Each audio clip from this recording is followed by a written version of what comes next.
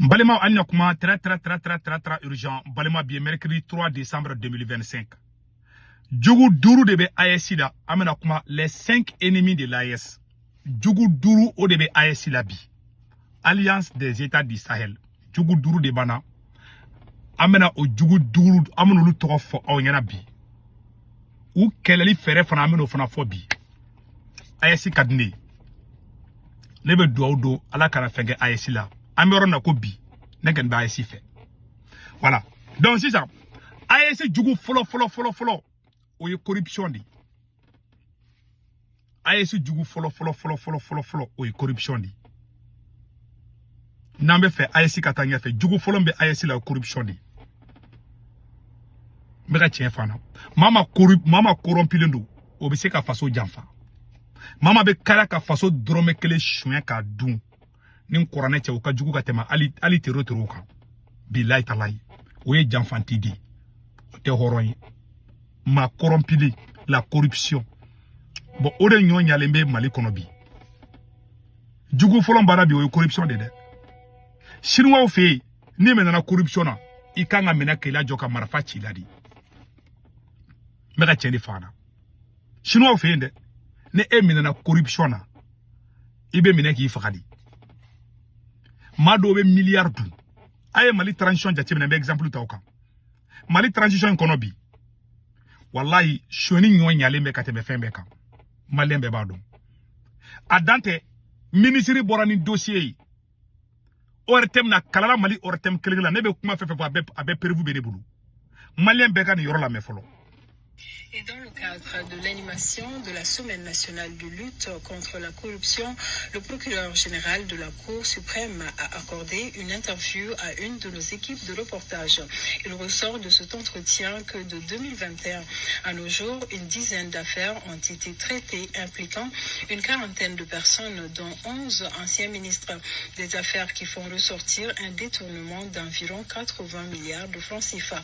Écoutons cet extrait du Abele kumaime ndela ka pour a fora Mali ortemna ko milliard bisegi shwana ka cha sankelenge ko ministre tan ani kele ko no bala jonde yira la ko no bala Burkina be kaka mogo juger ko ira me fe ka Mali nga don jugu mbana bi an me nga jugu to ko de fobi makele fo corruption ye nana no preview ko ira wala nin kara ka cha sankele abeni nga 100 flas ro 100 ko ma tan kele shwani ke ministre ko tan kele ma kele ma mene a pour se ma ke fobi abala pour ça make kumina asimi goita nunu uba ye shwani ke uba fima iban deme ambi sutora ni tan deme ambe boni ka dossier chama me ka transition deme bi ube otaji de la yala ufana Mali joya horon kana me sayere wolo kana me mega kuma minfo ni kuran de men tega daka nteka galon tega wi malion andi mi yoro kacha me kelen sira kunguluma ka woro dima anjugu folo corruption yi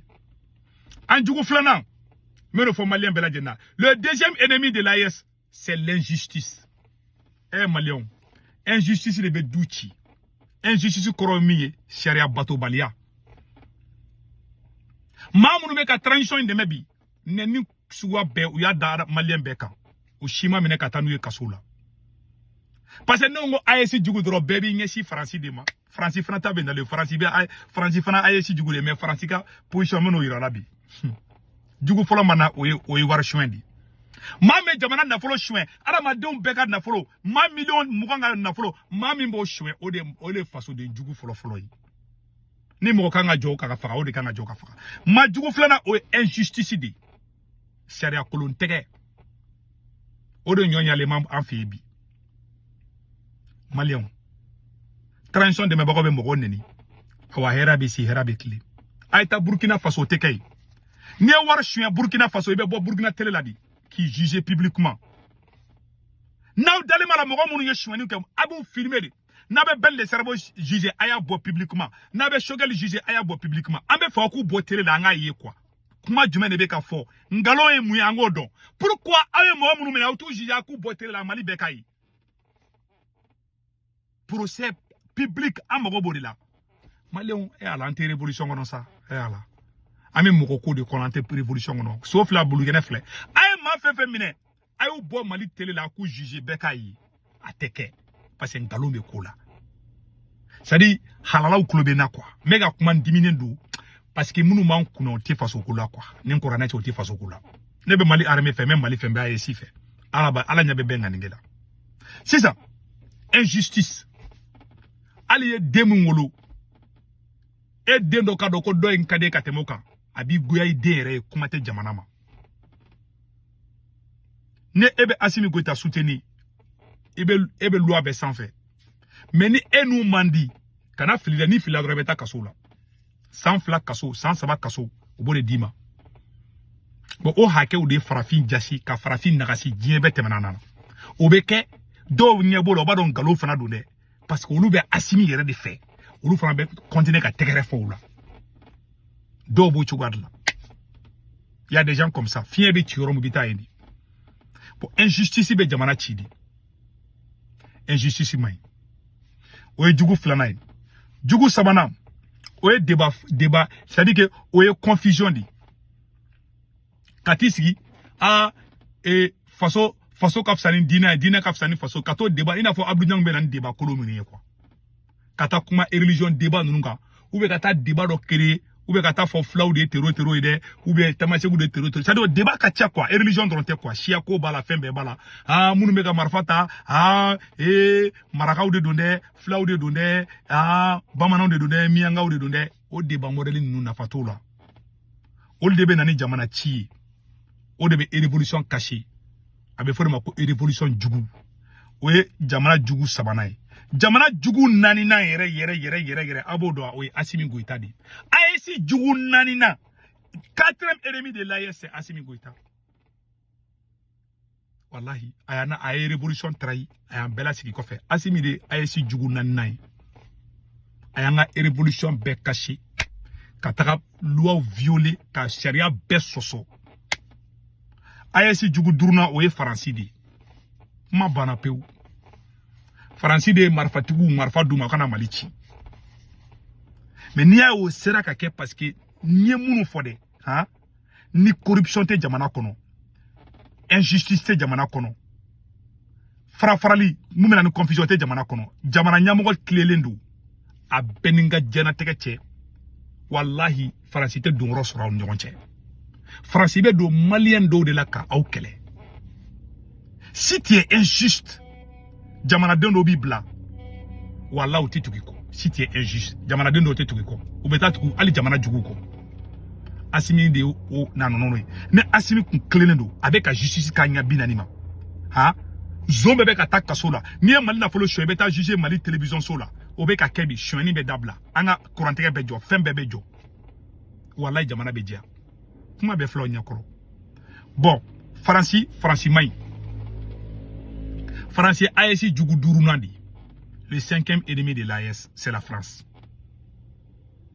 Mouna France, parce que n'y a France be phobie, parce que toi est trahison de ke. Ni yamoko kera janfantier de rabeketani. France mai. Marfatiki fait flene kongona ni fembela be France ka mogoni. France de ba be ko fait. Binaye France de yada galie France de Amadou Koufa be France de. Ça c'est une vérité. Au te ko dogole. Ni a yada gali parce que do de jamana na flo chouin do de nani farafaralie nyamogo nyuma ne makakuna ni nyamogo nyuma kuma kuna iya dagali ko kuma kunte fo ni nyamogo nyuma kuma Mali kuna Amadou Koufa to kunte fo ni nyamogo nyuma kuma Mali kuna samba soro an clara ni majugu nunu kelela fame kanga jamana jo parce que nyamogo jugu de bankuna nyamogo mun keleme ka jamana don farafara chouin ni sunguru tege jeneya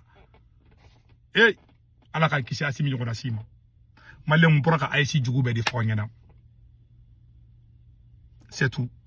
AEC Djougou. Bon, tant que ni be AEC te tanya fait. Bon, amen nekele. Nebe kele kaboui. Jamana corrompu le jamana te lafia. En bon entendeur salut. Nene information me buluka fa bela jelena. Malien mon France, Italie, Espagne, Angleterre, Amérique, Canada, Belgique, Allemagne. Malien fait ben Djougou fem fella. Nene kanuba la. Nabe warchi Afrique. Abe Senwave application téléchargée au téléphone kono. Na Senwave application téléchargée abene segu tumara corps promo do o urgent de 10 € bena o abe 10 € bladro o bena ka compte là. Voilà, Senwave yere photo flene mena boka ira la sanno. Voilà, Senwave photo flene. n'a téléchargé dɔrɔn 10 euros bena o y'a yɛrɛ ta ko fa b'a ka banque information bɛ la somɔgɔ min Mali la Sénégal Côte d'Ivoire Cameroun a b'olu ka orange numéro ta olu tɔgɔ bɛ garanti kɛ n'a wari ci ma b'a sɔrɔ orange money la sur place wari ciko fɔlɔ to dɔrɔmɛ 1 sara wari ciko filanan sabanan bada 1 euro 99 c'est 2 euros 200 dɔrɔn o de kun don a kan bɛn ciao ciao